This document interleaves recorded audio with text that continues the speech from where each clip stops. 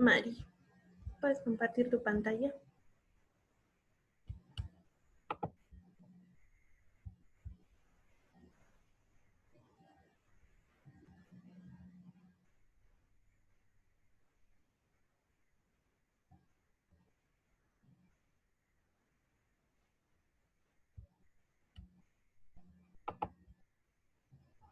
Tu micrófono está apagado. ¿Se ve la pantalla? Sí, lo estamos bien. Adelante, Mari. Okay. Buenos días con todos. El día de hoy voy a hablar lo que es tonometría, biomicroscopía y presión intraocular en el paciente glaucomatoso. Entonces, vamos a hablar primero sobre lo que es la biomicroscopía y mencionar algunos procesos que se pueden producir en un paciente con glaucoma y es por tal la importancia de hacer esta evaluación, ¿no? En la conjuntiva, nosotros podemos encontrar cuando uno examina a un paciente que puede presentar algún problema de glaucoma, podemos encontrar una hiperemia conjuntival, la cual puede estar asociada a una presión intraocular muy elevada o el uso prolongado de simpáticos miméticos, así como análogos de las prostaglandinas. También podemos encontrar cuadros de disminución de la producción lagrimal, reacciones alérgicas o reacciones de hipersensibilidad por el uso de medicamentos, como por ejemplo agonistas alfa-adrenérgicos tipo 2. Y de la misma manera es importante evaluar en la conjuntiva la presencia o ausencia de ampollas filtrantes, ya que este tipo de ampollas se pueden encontrar en pacientes con glaucoma, ¿no? Es importante anotar las características de la ampolla, ya sea su tamaño, altura, grado de vascularización e integridad, para poder definir cómo está esta ampolla filtrante.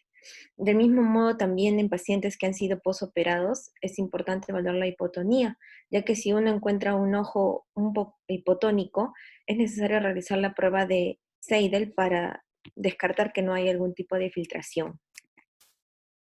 En cuanto a la esclera y a la episclera, nosotros podemos encontrar dilatación de los vasos episclerales y esto se puede producir por una presión venosa episcleral elevada. Esto se puede dar, por ejemplo, en pacientes con glaucomas secundarios asociados a síndrome de Sturweber, fístulas arteriovenosas o enfermedad ocular tiroidea, así como también melanocitosis ocudérmicas que pueden afectar la esclerótica, los cuales en algunos pacientes pueden inducir a mayor riesgo de glaucoma o melanomas oculares. Y alguna literatura refiere de que las escleritis también pueden estar asociadas a presiones intraoculares altas. En cuanto a la córnea, podemos encontrar muchas patologías que pueden indicar procesos de glaucoma secundarios, ¿no? Por ejemplo, si tenemos una córnea grande asociada a la rotura de las membranas de Descemet, que son las estrías de Hub, podemos ver que se puede desarrollar en un glaucoma del desarrollo. Acá en la imagen podemos ver a las estrías de Hub. También podemos encontrar anomalías en el endotelio corneal que va a estar asociado a glaucomas secundarios, como por ejemplo en el glaucoma pigmentario el uso de Krukenberg, como se puede ver en la imagen. En el síndrome de pseudoflexión vamos a encontrar depósitos de material exfoliativo, como se puede ver en la imagen. Asimismo, también en glaucomas uveíticos podemos encontrar precipitados queráticos. Y en un síndrome de Axenfeld-Rieger podemos encontrar un embriotoxón posterior. La evaluación del grosor corneal central es importante, ya que el grosor corneal central de la córnea más o menos es entre 520 y 550 micromicras.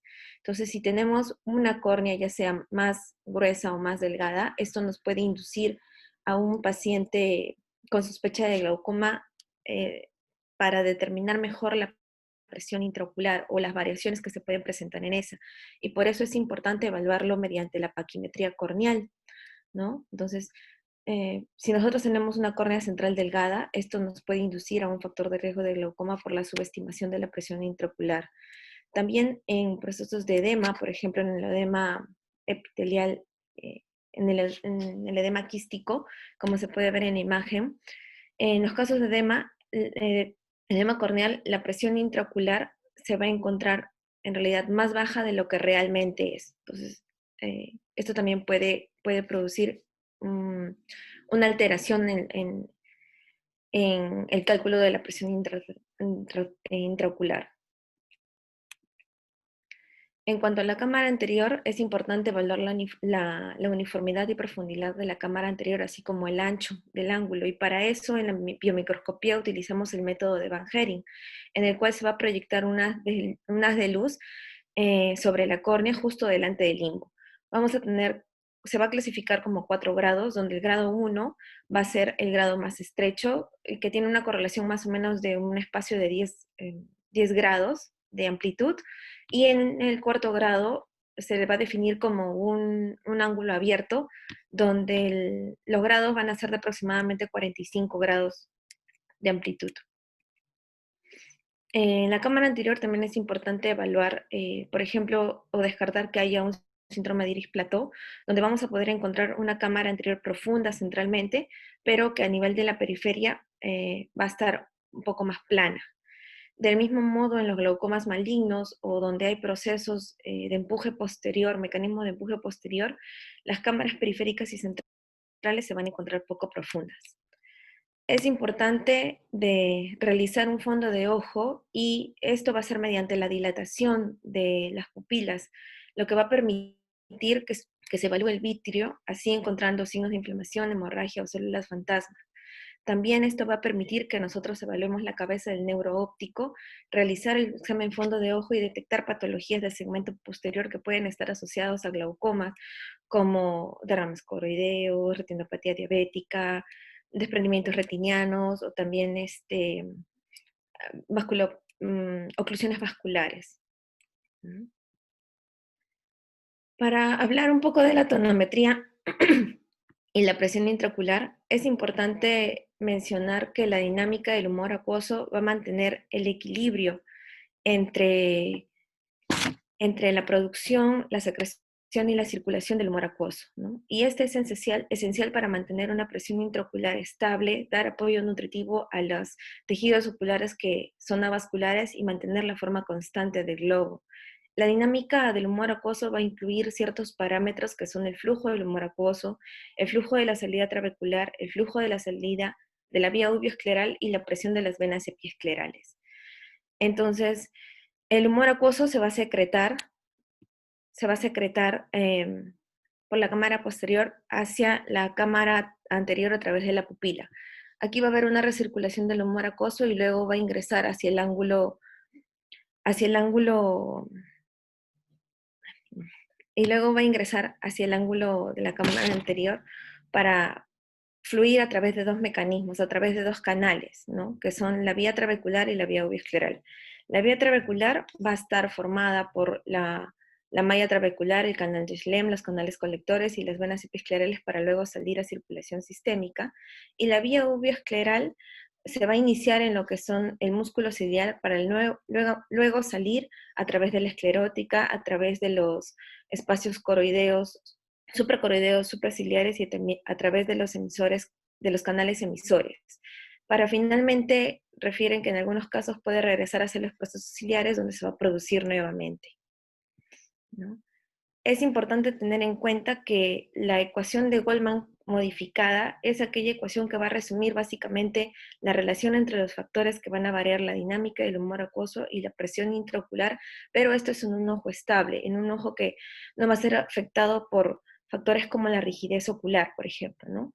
Donde la presión intraocular va a ser igual al flujo de tasa del humor acuoso menos el flujo uveoscleral sobre C, que va a ser la facilidad de salida del flujo trabecular, más la presión venosa epiescleral. Hay que tener en cuenta que, como mencioné hace un momento, estos factores se pueden ver afectados en realidad por la rigidez corneal en un ojo no estable, por llamarlo así, donde se va a tener en cuenta otra ecuación, que es la ecuación de Friedewald. Entonces, el flujo del humor acuoso va a ser producido por los procesos ciliares en un promedio de 2 a 3 microlitros por minuto. Esta tasa de flujo por las noches va a ser solamente el 43% de lo que se genera durante todo el día o por la mañana, básicamente. Y en un promedio se va a generar de 2,9 microlitros en jóvenes, a diferencia de pacientes mayores de 80 años, en el cual el flujo va a bajar a 2,2 microlitros por minuto. Refiere de que durante la vida va a disminuir por década de vida vamos a tener una disminución del flujo en un 2,4% aproximadamente. Y como mencioné, el flujo del humor acuoso, dos vías de salida, básicamente la salida trabecular, que va a ser sensible a la presión intraocular, y la salida uveoscleral, que va a ser no sensible a la presión intraocular. Entonces, el flujo de salida trabecular, esta zona de la malla trabecular, bueno, va a ser sensible a la presión, funciona como una válvula unidireccional, ya que va a permitir el flujo masivo del humor acuoso. Sin embargo, no va a permitir que éste vuelva a ingresar en la corriente de la forma inversa, ¿no? Por eso es una válvula unidireccional. Como se mencionó, el flujo del humor acuoso va a salir, va a ingresar por el ángulo de la cámara anterior hacia la malla uveal, la malla corneoescleral, el tejido conectivo yustacanalicular y hacia el canal de Schlemm. Cuando se encuentra en la luz del canal de Schlemm, va a fluir a través de los canales colectores, las venas episclerales y luego la circulación sistémica. Es importante tener en cuenta que hay factores que van a afectar la resistencia del flujo de salida trabecular, como por ejemplo el tono del músculo ciliar y la función de las células trabeculares. Entonces, por ejemplo, el tono del músculo ciliar, cuando este músculo se contrae, esta región ya que el músculo ciliar va a estar conectado junto con la parte endotelial de la pared interna del canal de Schlemm y la malla, el tejido conectivo yustacanalicular, esta región, este músculo cuando se contrae, la región se va a deformar mecánicamente, lo cual va a permitir que los espacios de la malla trabecular se dilaten, así como el canal de Schlemm, y de esta manera va a disminuir la resistencia al flujo de salida. Por el otro lado, las células trabeculares van a permitir que se cambie de forma activa los espacios, ¿no?, de la malla y los van a alterar de una manera geométrica. Estas células también van a permitir que haya un recambio en la modulación de la matriz extracelular. Y cuando el material de la matriz extracelular llene los espacios del tejido yuxtacanalicular, esto va a producir un aumento en la resistencia del flujo de salida. Es por eso también que se menciona que en pacientes mayores, como hay mayor cantidad de material extracelular que se, que se mantenga o que se posicione en el tejido yuxtacanalicular, es por eso que con la edad va a aumentar la resistencia al flujo de salida. Entonces, el flujo de salida en ojos sanos va a variar de 0,1 a 0,4 microlitros por minuto por milímetro de mercurio, va a ser menor durante la noche. Este flujo de salida va a disminuir con la edad, por ende va a aumentar la resistencia, y es la relación en realidad entre el cambio del flujo y el cambio de la presión intraocular. El flujo de salida se va a medir por dos tipos de exámenes, que uno es la tomografía, que se puede realizar con el neumotonómetro de Schütz, en el cual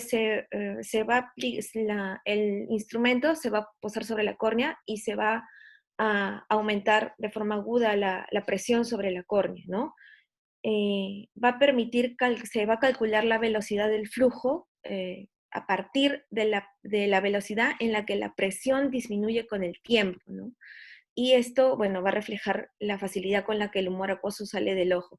Sin embargo, no va a permitir, no va a ser una buena medición, ya que se va a ver afectado por la rigidez ocular del ojo y porque también se van a presentar otros errores como la compresión de los párpados o la fijación de mirada del paciente.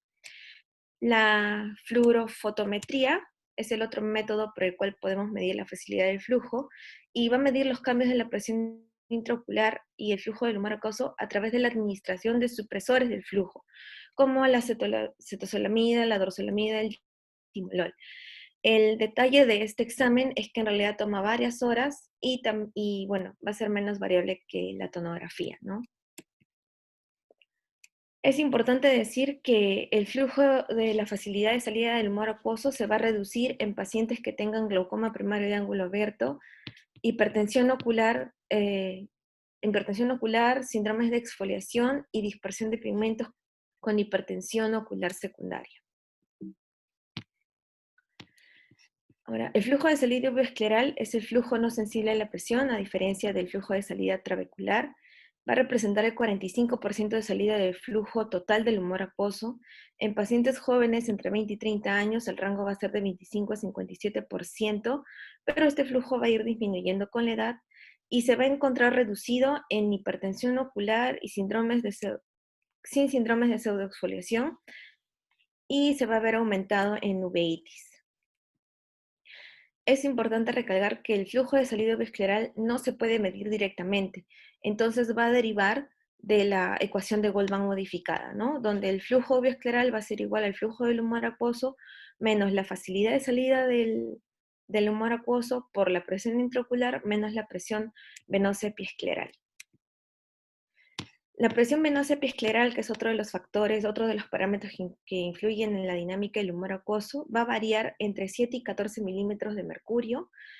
Va a aumentar entre una posición de estar sentado a supino en unos 3.6 milímetros de mercurio, lo cual va a hacer que la presión intraocular aumente directamente.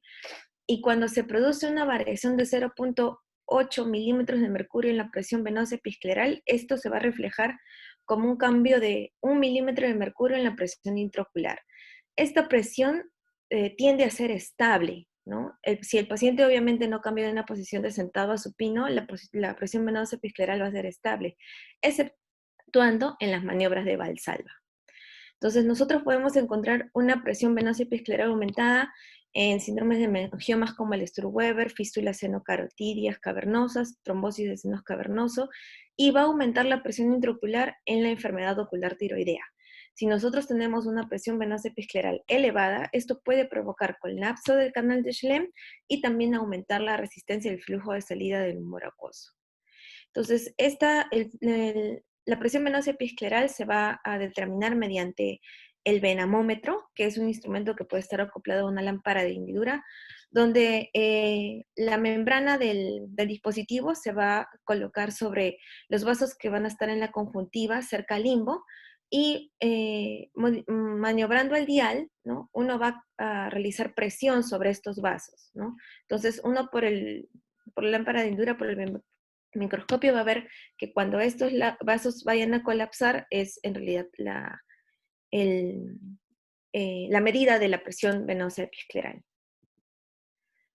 En este gráfico lo que nos van a indicar es la importancia en realidad de la facilidad del flujo de salida del humor acuoso, porque nosotros se mencionó de que el rango de la facilidad de salida es de 0.1 a 0.3 en pacientes sanos, ¿no? Entonces, si nosotros tenemos un ojo estable, por decirlo así, dentro de condiciones estables, ¿no? Con un flujo del humor acuoso de 2.5 milímetros de mercurio, si tenemos una presión venosa epiescleral en 7 milímetros de mercurio y tenemos un flujo uveoscleral en un 45% aproximadamente, acompañado de una facilidad de salida del flujo del humor acuoso en 3, por ejemplo, podemos ver que la presión intraocular se va a mantener dentro de los rangos normales, ¿no? Una presión menor de 20, por ejemplo. Pero si este flujo va a disminuir, o sea, va a aumentar la resistencia, por ejemplo, en 0.05, nuestra presión intraocular va a ir aumentando. Entonces, a menor facilidad del flujo del humor acuoso, la presión intraocular va a aumentar. Entonces, la presión intraocular se han estudiado en poblaciones occidentales que el punto de corte es de 21 milímetros de mercurio con un corte medio de 16 más 2 desviaciones estándar. En poblaciones asiáticas se refiere que este punto de corte es más o menos de 1 a 2 milímetros de mercurio por debajo del rango de poblaciones occidentales. Sin embargo, también se refiere que hay un sesgo en presiones altas en pacientes por encima de los mayores de 40 años. El Barbados Study refiere de que en poblaciones afrocaribeñas la presión se encontró más alta, en un promedio de 18.7 milímetros de mercurio con una desviación estándar de 5.3 milímetros de mercurio, en comparación a los pacientes de raza blanca o raza mixta que se realizó en este estudio. Entonces, la presión intraocular es importante porque es el factor de riesgo modificable más importante para el desarrollo y progresión de la neuropatía óptica glaucomatosa. esta presión intraocular va a variar por ciertos factores. Hay factores que incrementan la presión intraocular, como la presión venosa episcleral elevada, como la maniobra de Valsalva, usar un collar o una corbata apretada. También presiones que se generan sobre el mismo globo ocular, como el blefaroespasmo, la frotación o el lagrimeo, así como también influencias hormonales como el hipotiroidismo, la enfermedad tiroidea ocular, o también drogas que se pueden aplicar, ¿no? Corticoides, topiromato, ketamina. Hay factores que disminuyen la presión intraocular, como el hecho de realizar ejercicios, drogas anestésicas como los relajantes musculares, influencia hormonal como el embarazo, y también drogas, bueno, las drogas relacionadas a la terapia glaucomatosa que sirven para disminuir la presión intraocular, pero también encontramos al alcohol, la heroína y la marihuana dentro de estos factores. Ahora vamos a hablar sobre los distintos tipos de tonómetros que podemos encontrar. El primero y el gold estándar es el tonómetro de aplanación de Goldman, el cual fue introducido en 1957 por Hans Goldman y Theo Schmidt. La presión, en este caso Goldman dice que bueno, la presión va a ser estimada midiendo la fuerza necesaria para aplanar un área fija de la córnea. Y esta aplanación óptima se va a derivar del principio de Imbert-Flink, en el cual la presión dentro de una esfera va a ser igual, dentro de una esfera que es ideal, seca, de paredes delgadas, va a ser igual a la fuerza necesaria para aplanar la superficie eh, de esta esfera, dividida por el área de aplanamiento. Sin embargo, bueno, Goldman se dio cuenta que en realidad la córnea no es una no es una esfera delgada, seca, ¿no? Ni que tiene o sea, es una esfera completamente, ¿no? Entonces, Goldman se dio cuenta de que había que aplicarle otras características, ¿no? Como el espesor finito de la córnea, la rigidez que ésta va a presentar y las fuerzas también de atracción de los capilares de la película lagrimal precorneal, por lo cual realizó una ecuación modificada donde ya incluyó a la resistencia de la córnea al aplanamiento y la acción de la tensión superficial del menisco lagrimal en el tonómetro, ¿no? Que se evidencia en el tonómetro, donde él ya realiza esta ecuación, ¿no? Donde W va a ser la fuerza del tonómetro más S, que es la tensión superficial de la película lagrimal, que va a ser igual a la presión intraocular por el área de aplanamiento, más B, que va a ser la rigidez de la córnea. Entonces, es importante señalar de que los efectos de la rigidez y las fuerzas de la tensión superficial de la película lagrimal se van a cancelar cuando se encuentra una área aplanada, cuando se encuentra una área aplanada de 7.35 milímetros cuadrados, ¿no? Y al aplanar a esta área vamos a encontrar que la fuerza que se ejerce de 0.1 va a corresponder a una presión intraocular de 1 milímetro de mercurio. El tonómetro de Goldman es un biprisma que va a dividir la imagen del menisco lagrimal en dos anillos semicirculares fluorescentes, ya que se va a teñir con fluoresceína, en donde el punto final, como se ve en la imagen, se va a lograr cuando los bordes internos de los semicírculos se van a tocar. Y esto se va a producir cuando el área de aplanación sea en un diámetro circular de 3.06 milímetros. Es importante señalar que esta imagen debe estar bien centrada tanto verticalmente como horizontalmente para que no haya errores en la toma de la presión, ¿no? Entonces, nosotros tenemos fuente de errores en la medición de la presión intraocular. Por ejemplo, cuando hay poca cantidad de fluoresceína, podemos tener una subestimación de la medida. En los astigmatismos corneales podemos tener una subestimación en el astigmatismo contra la regla o una sobreestimación en los astigmatismos con la regla. También se va a poder presentar cuando el espesor corneal central, pues hay una sobreestimación, ya que requiere mayor fuerza de la producción. En las curvaturas corneales, ¿no? Cuando estas córneas son muy empinadas, van a requerir más fuerza para aplanar la córnea. Y del mismo modo, ¿no? Cuando uno aguanta la respiración porque hay un incremento de la presión venosa epiescleral, pues puede haber una subestimación. Del mismo modo, en la desviación de la mirada en posición primaria, más que nada cuando uno mira hacia arriba, puede haber un aumento de la presión intraocular. Otro dispositivo es el tonopen, que fue introducido a finales de la década de 1980 y se basa en el tonómetro de Mackay-Mark. Este es un tonómetro de contacto eléctrico portátil, el cual va a comprender un émbolo, bueno, la imagen no se ve bien, un émbolo central de 1,02 milímetros de diámetro, en donde cuando uno presiona contra la córnea, este dispositivo va a medir la tensión, por lo que va a detectar la fuerza que se va a generar por el émbolo al marcar la pequeña área de la córnea central. Esta fuerza ejercida sobre el émbolo va a reducirse hasta que el dispositivo quede al ras con la placa base, hasta que la córnea quede al ras con la placa base, y es en donde la fuerza ejercida sobre el émbolo se va a considerar o lo va a tomar como la presión intraocular, ¿no? Medir es importante, o sea, ¿por qué se utiliza el tonopen o para qué se utiliza el tonopen? Se puede utilizar en ojos con cicatrices corneales, ojos que presentan edemas corneales, o también a través de lentes de contacto blando. Sin embargo, estudios refieren de que el tonopen va a subestimar la presión en comparación con el tonómetro de aplanación de Goldmann cuando las presiones intraoculares sean más altas por encima de 40 milímetros de mercurio.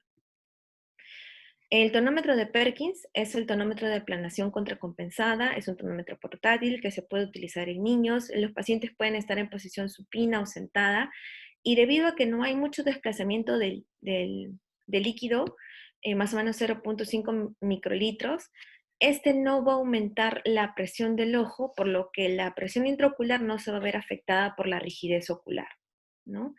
Este tonómetro de Perkins, bueno, va a ser mejor, por decirlo así, que el tonómetro de indentación.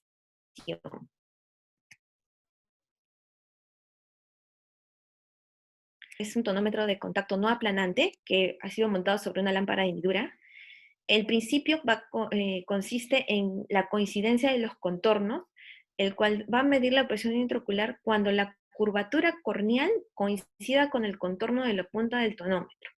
Este dispositivo contiene un sensor que tiene un diámetro menor de 1,2 milímetros y va a estar integrado al ras dentro de la superficie del contorno del dispositivo, ya que tiene que coincidir con el contorno de la curvatura corneal, el cual va a permitir mediciones transcorneales de la presión de fluido de la cámara anterior. Entonces, el principio de este tonómetro básicamente es que si nosotros tuviéramos un ojo encerrado, ¿no? Por una concha contorneada y de paredes ajustadas, las fuerzas generadas por la presión intraocular van a actuar sobre la pared de esta concha, ¿no? Una concha cerrada. Entonces, si nosotros reemplazamos parte de la pared de esta concha con un sensor de presión, que es este dispositivo, va a permitir que estas fuerzas se midan dando la presión intraocular. Este tonómetro nos va a dar un muestreo dinámico de la presión intraocular, produciendo unas curvas de presión, los cuales van a determinar la amplitud del pulso ocular. Entonces, la amplitud del pulso ocular es la diferencia de la presión intraocular sistólica y la presión intraocular diastólica promedio en milímetros de mercurio, como se ve en la imagen.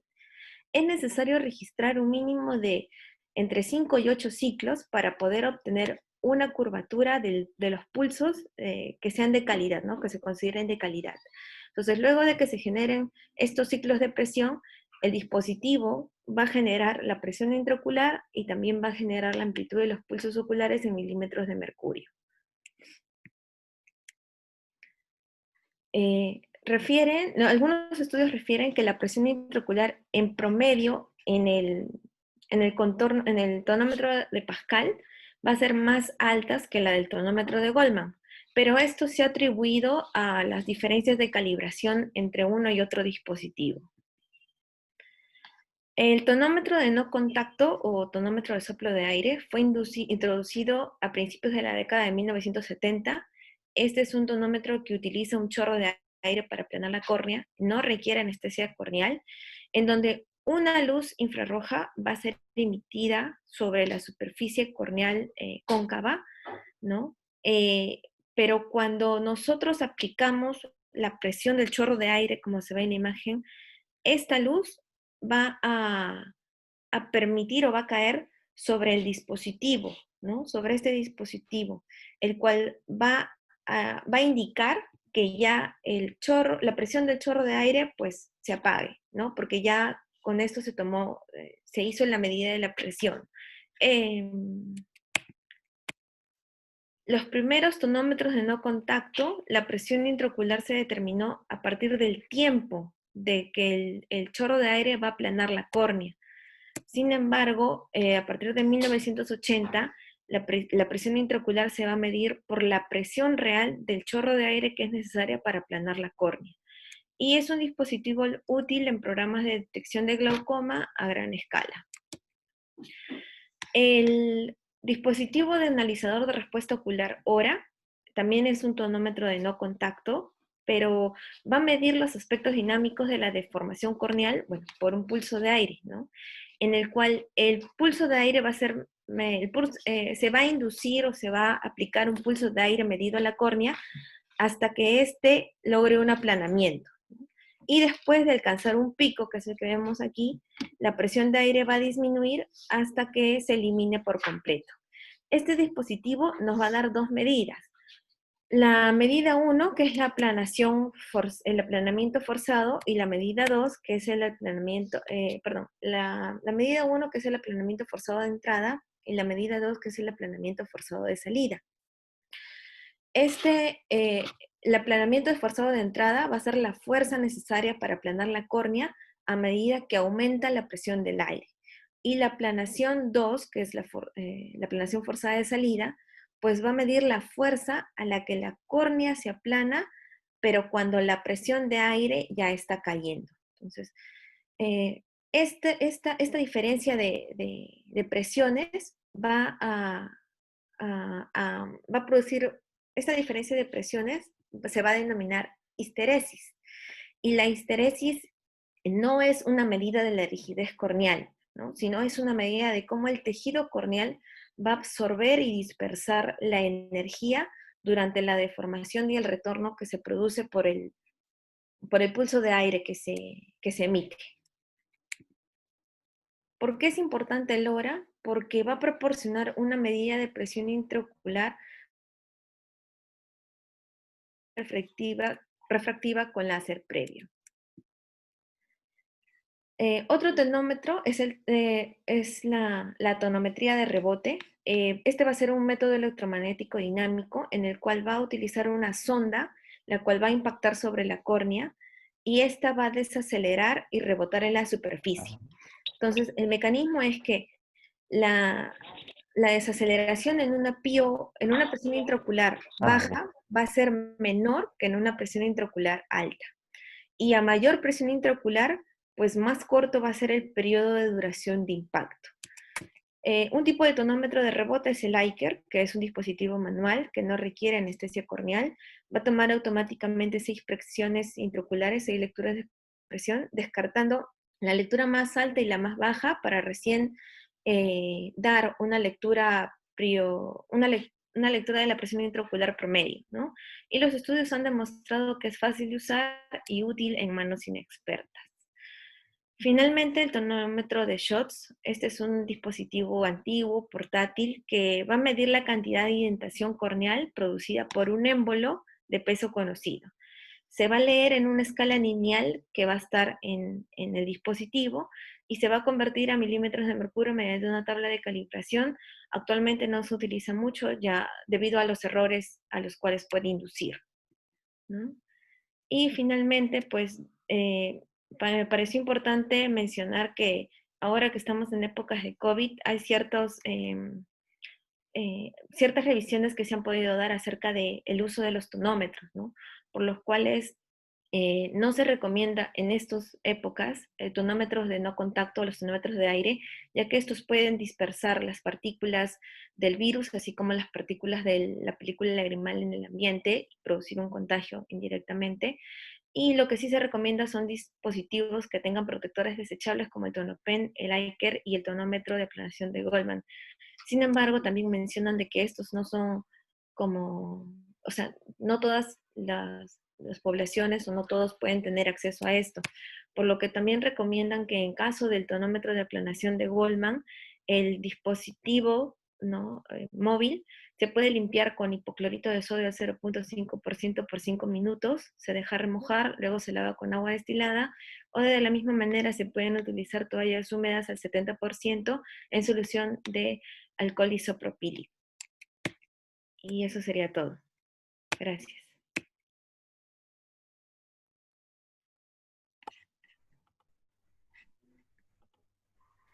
Muy bien, Mari.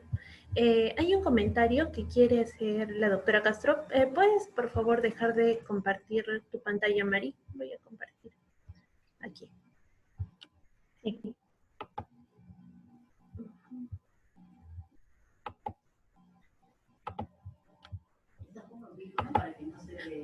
Lo pongo ahorita. Un ratito, doctora. Lo voy a poner.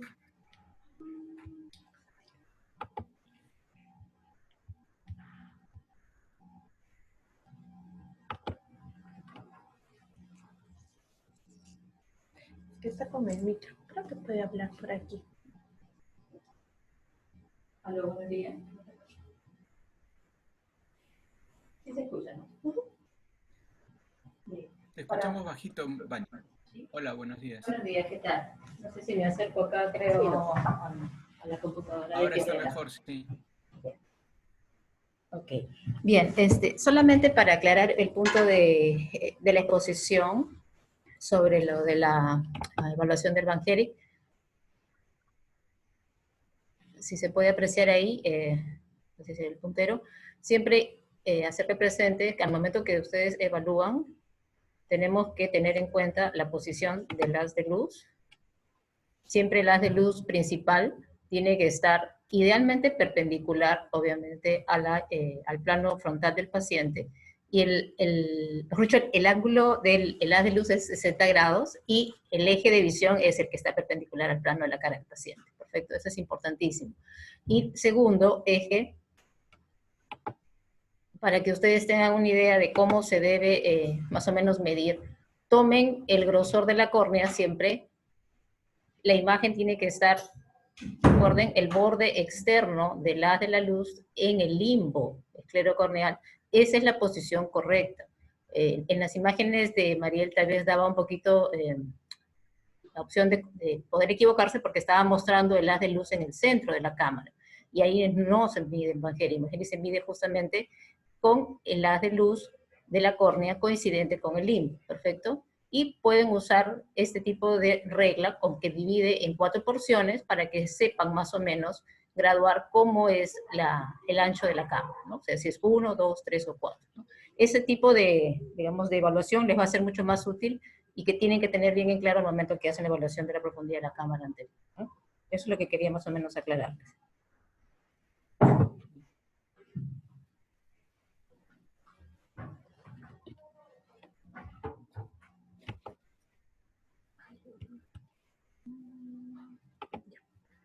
A ver, dentro de las preguntas hay una, Mari, tal vez la sepas, ¿cómo es que se calibra un tonómetro de Goldman y cuándo se usan los grados o marcas del 0 a 180 grados? Y bueno, ahora en tiempos de COVID se han ofrecido usar unos dispositivos que se colocan en el tonómetro de Goldman descartables. ¿Son fiables?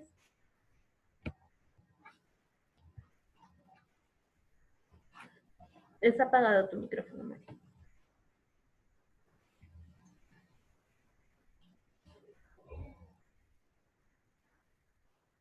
La verdad que con respecto a la calibración del tonómetro de Goldman no he leído, pero sí mencionaban de que los dispositivos descartables sí era algo que se podían utilizar de manera fiable, ¿no? Pero sin embargo, mencionaban, ¿no? Que ya que estos eran un poco caros, pues no se podían utilizar en todos lados, ¿no? Pero sí se mencionaba de que era una muy buena forma de uso para evitar el contagio. Si me permiten un comentario con respecto a lo que han preguntado de la calibración. Lo que viene con el equipo de la lámpara de hendidura y el tonómetro es una barra que se utiliza colocado en la base del tonómetro, y lo que te permite es saber si tu tonómetro está o no calibrado. No te permite calibrar el tonómetro en sí, el tonómetro. Esa barra tiene para poder ver el peso a 0 grados, a 0 milímetros, a 20 milímetros de mercurio y a 60. Lo que mide es el desplazamiento del prisma, tanto anterior como posterior, cuando uno gira el dial. Si tú lo pones en 0, se supone que el prisma está en una posición intermedia. Tú puedes aumentar el valor de como quien va a 2 milímetros, y eso va a hacer que el cabezal se mueva hacia adelante. O en su defecto, si regresas a 0, bajas la presión en teoría como si estuviera a -2, y eso va a hacer que el cabezal se vaya para atrás. Entonces, tú tienes que ver ese movimiento en cada una de las posiciones, en 0, en 20 y en 60. Si está calibrado tu tonómetro, idealmente no debería pasar más allá de, idealmente 1 milímetro, no 2, sino 1, pero se puede aceptar hasta 2, ¿no?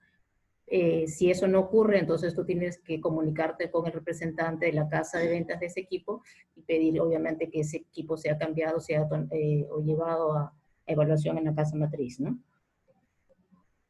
Y con respecto a los prismas descartables, sí se están usando en la actualidad. Es cierto que son un poco más caros, obviamente, pero sí acá, por ejemplo, en el servicio ya contamos con los tonómetros para poder hacer la atención de los pacientes. Idealmente es un prisma por paciente, o lo que estamos haciendo a veces en práctica privada es asignarle el cabezal al paciente y que el paciente lo conserve para que venga a su consulta siempre con ese tonómetro, porque si bien es descartable, se puede esterilizar, como bien lo has dicho, con soluciones que pueden ser de hipoclorito de sodio, puede ser también alcohol isopropílico o inclusive peróxido de hidrógeno.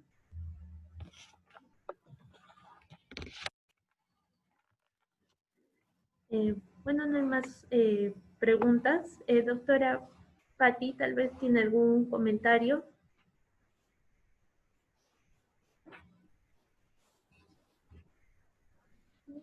Hola, buenos días.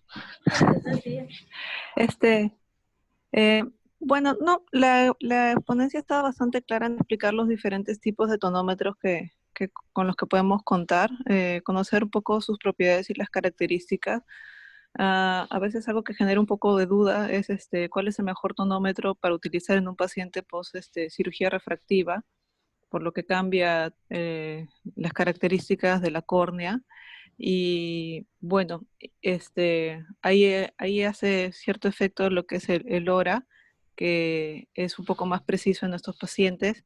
Sin embargo, todavía no está estandarizado, y el único que sí es el gol estándar es el tonómetro de Goldman, y en estos pacientes hay que tener cierta salvedad, ¿no? Sabiendo que la córnea ha sido modificada quirúrgicamente. Gracias, doctora. Doctor Barriga, ¿algún comentario? No, ninguno. Yo me parece también que la presentación ha sido bastante completa. Las precisiones de la doctora Castro creo que hay que tomarlas en cuenta de todas maneras. Y yo creo que, nada, la dejamos acá, nos vamos a leer un poco y más bien puedes decirnos qué nos toca mañana. Aunque creo que hay dos preguntas o son dos comentarios. No, son agradecimientos. Eh, ¿Qué tenemos para mañana? Ya. El día de mañana vamos a estar con el doctor Santiago Encinas, que nos va a hablar acerca de test de sobrecarga hídrica, curva de presión y pruebas de estimulación a las 7 de la mañana. Muy bien. Qué bueno. Ya. Sí, doctor. Listo. Eso sería todo. Felicitaciones, Mari. Gracias, doctora Patti. Gracias, doctora Barriga. Gracias, doctora Barriga. Gracias, doctora Barriga. Bueno,